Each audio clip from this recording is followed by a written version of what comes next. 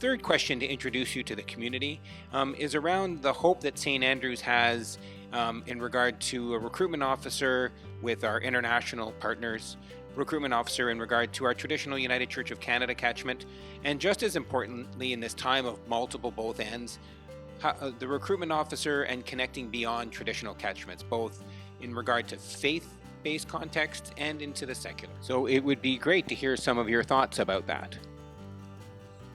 Yeah, well, I mean, it's a changing world, isn't it? So theological education today is not the same as it has been, back when I started or going back 100 years. Things are different. Things are always changing. One of the biggest changes is who we think about when we think about prospective theological students. I think we need to always remember our traditional catchment areas, that we're here to serve the church in terms of training ministers for justice-focused ministry, lay ministers and ordered ministers as well within the United Church. So that's always going to be part of the bread and butter, part of the core identity of who St. Andrews is. That's not going away, and the recruitment officer has to keep focused on building and rebuilding and enhancing those relationships that already exist with congregations, regions, potential students to come in for training for ministry in the church. But we need to go beyond that as well.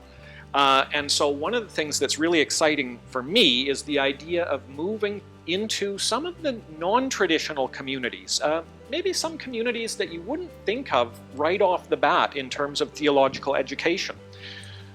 There's three communities that come to mind in my reflections. There's a whole lot more, but the three that immediately come to mind are the social justice community. Whether that's folks doing work around gender justice and sexual orientation justice, whether that's post-colonial work, whether that's ecological work, you name it, St. Andrews College has been part of various quests for justice throughout the years. That's a deep part of our history and identity. And so to be able to look at some of the communities doing that work that are not necessarily church attached or church identified, but that might be able to say, yeah, we could use some education around justice and spirituality. That might be really helpful for some people who are in those activist communities. I know as an activist myself, one of the issues, one of the dangers is always working so hard that you sort of burn out. And theological education, especially in terms of justice and ethics, can maybe help give a bigger framework for people, something to slot their own quest for justice and activism into a wider picture. So that's one community.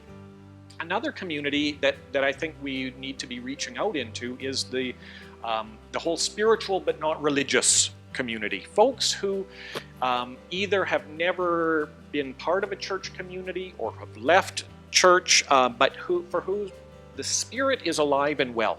And there's a quest for meaning, there's a quest for spiritual practice, there's a quest for engagement with the big questions that I think, again, with a little bit of work on the college's part, we might be able to offer something to that community.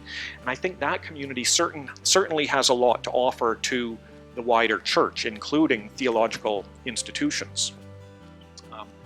The third community is professionals of various types, and I'm thinking especially professionals who need to do or who want to do some ongoing education and professional development in the line of ethics. Ethical reflection is becoming a big part of many people's professions, so that's something that we've got a history with. We might be able to offer something, ethical courses into professional communities.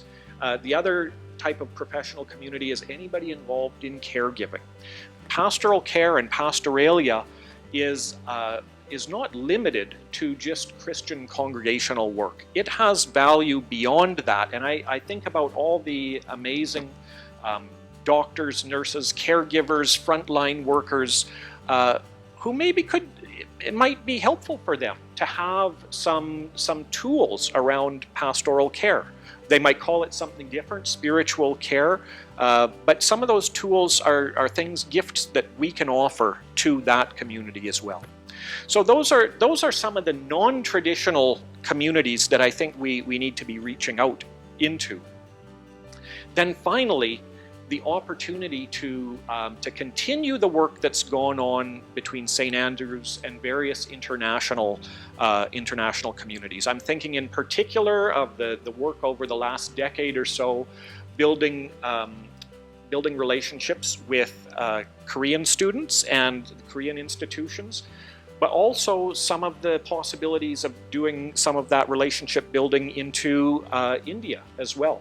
So there are connections there, connections still to be made. I've got a lot to learn in that area, but really looking forward to that. I think there's like I say, it's a changing world, it's a wide open globe, and so I'm ready to go for it.